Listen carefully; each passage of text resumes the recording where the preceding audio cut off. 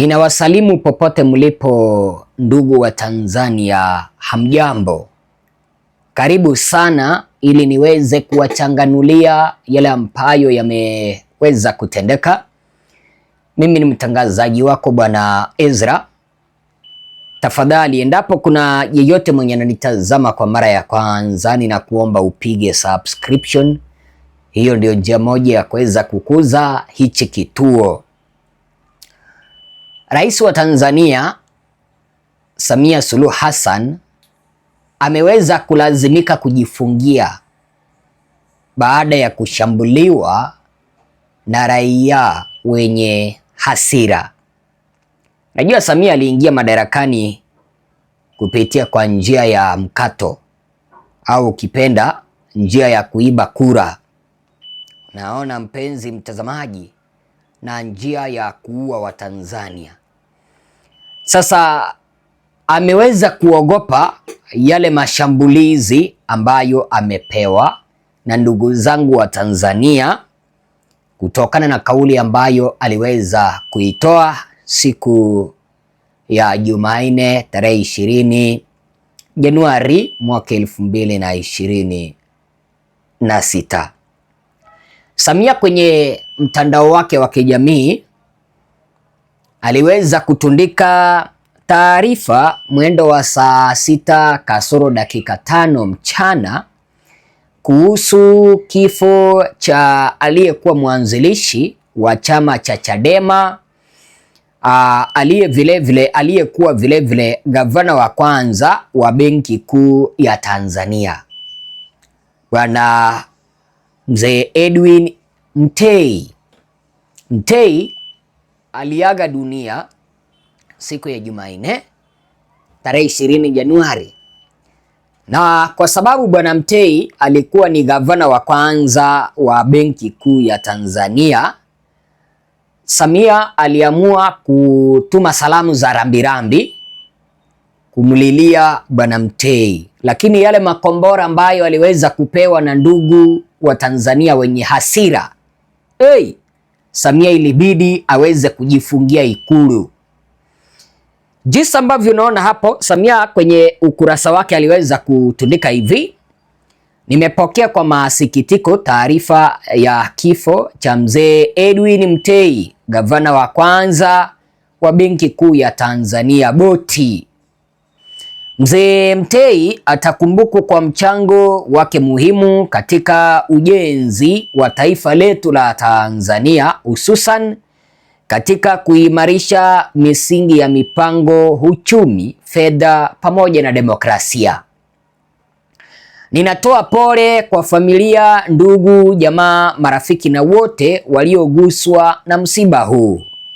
Mwenyezi Mungu ailaze roho yake mahali pema peponi. Amina.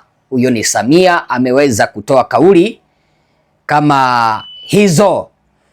Kwa hivyo mpenzi mtazamaji, kutokana na taarifa hizi za kifo cha Mzee Edwin Mtei, nasi kutoka kwa kituo chetu cha Mwananchi tunatoa salamu za rambirambi kuelekea kwa familia ya Mzee Edwin Mtei. Lakini Watanzania waliweza kumuuliza Samia Suluhu Hassan maswali mengi, kitu ambacho kilisababisha Samia kuweza kujifungia. Swali la kwanza ambalo waliweza kumuuliza Samia ni kutokana na maneno ambayo aliweza kuyatoa kwenye kauli yake kuhusu uchumi, kuhusu fedha za Tanzania pamoja na demokrasia. Ukiangalia Tanzania wanasema kwamba uchumi umeweza kudorora, na mtu mwenye ameweza kudororesha ni Samia. Samia amezungumzia kuhusu fedha, kwamba Mzee Mtei alikuwa ni gavana wa kwanza ambaye aliweza kuimarisha fedha pamoja na uchumi Tanzania. Wanaeleza hivi kwamba Samia anazungumzia fedha ile hali serikali yake ndiyo imeweza kuchukua fedha nyingi za Watanzania na ikaficha aswa zile fedha za mikopo. Namba 3, amezungumzia demokrasia. Hasa wanamuuliza demokrasia gani unazungumzia Samia, kipindi ambapo serikali yako iliweza kuingia madarakani kupitia kwa njia ya mkato, yaani kuiba kura ndiko anaita demokrasia? Kufungia vyama aswa chama cha Chadema, hiyo ni demokrasia? Na ukiweza kuangalia huyu mzee mwenye ameweza kulilia ni mzee ambaye ni mwanzilishi wa chama cha Chadema. Sasa wananchi wanashangaa, unamlilia mzee Mtei ambaye ni mwanzilishi wa chama cha Chadema kipindi ambapo haujaweza kufanyia chama chake haki. Umefunga benki zake zote, umefunga viongozi wa chama cha Chadema kama vile Tundu Lissu kwa jela. Hayo mpenzi mtazamaji, yameweza kunishangaza. Sasa Samia aliamua kujifungia Ikulu. Kivipi? Ukiweza kuangalia kwenye mtandao wake wa Twitter au kipenda X, Samia aliweza kufunga wananchi wasikomenti.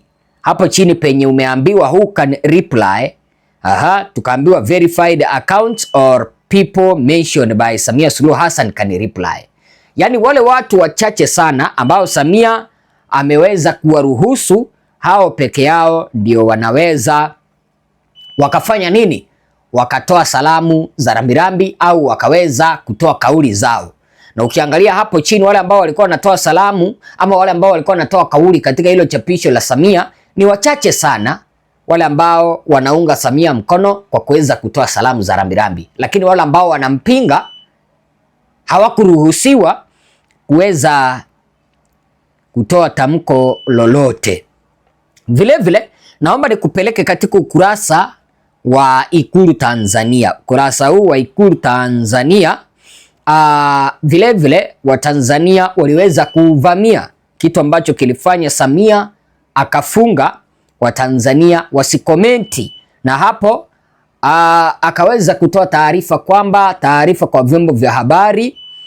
Jamhuri ya Muungano wa Tanzania, kurugenzi ya mawasiliano ya Rais, Ikulu Zanzibari. Yaani sasa hivi Samia yuko Zanzibari. Amehama kutoka upande wa wapi unajua? Kutoka upande wa Tanganyika. Siku hizi anafanyia kazi kutoka Zanzibari. Wakasema kwamba taarifa kwa vyombo vya habari, Rais wa Jamhuri ya Muungano wa Tanzania Dr. Samia Suluhu Hassan amepokea kwa masikitiko makubwa taarifa za kifo cha mzee Edwin Isaac Mbiliweni Mtei kilichotokea usiku wa tarehe 19 Januari mwaka 2026 jijini Arusha. Akasema kwamba kwa niaba ya serikali ya Jamhuri ya Muungano wa Tanzania na kwa niaba yangu binafsi natuma salamu za rambirambi kwa familia, ndugu, jamaa na marafiki wote walioguswa na msiba huu. Rais Samia alikumbuka marehemu Mtei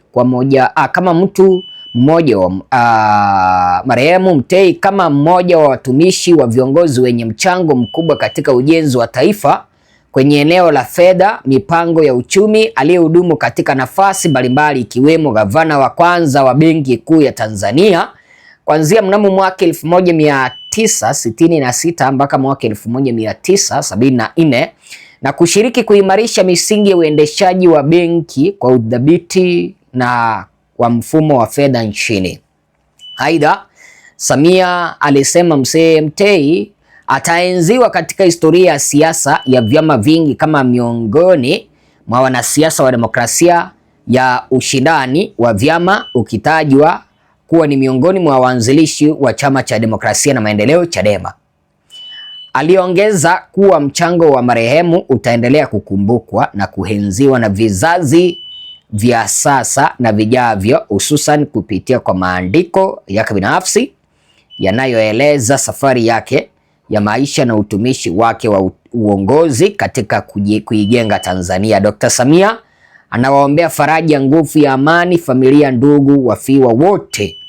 Unaona hapo, ameweza kuzungumzia mambo ya demokrasia. Sasa Watanzania wanauliza, unazungumziaje mambo ya demokrasia kipindi ambapo uliengua Chadema isishiriki uchaguzi? Unazungumziaje mambo ya demokrasia kipindi ambapo uliweza kuwaua ndugu wa Tanzania? Mfano, kuna Mark 7 aliweza kuretweet ujumbe ule akasema kwamba nyie fanyeni kejeli tu kwenye uhai wa Watanganyika, lakini msisahau kuwa hatujatoka msibani na hatutoki kizembe. Tunasubiri mtuletee drama zenu kwenye mambo ya msingi. rukeni tu, lakini jueni kuwa baadhi ya wajumbe halali wa maridhiano ni hawa hapa. Alafu akaweza kuchapisha taarifa ama akaweza kuchapisha kanda ambayo ama picha ambayo siwezi nikaitundika hapo, picha ambayo inaonyesha ile miili ya ndugu zetu ambao waliweza kuuawa katika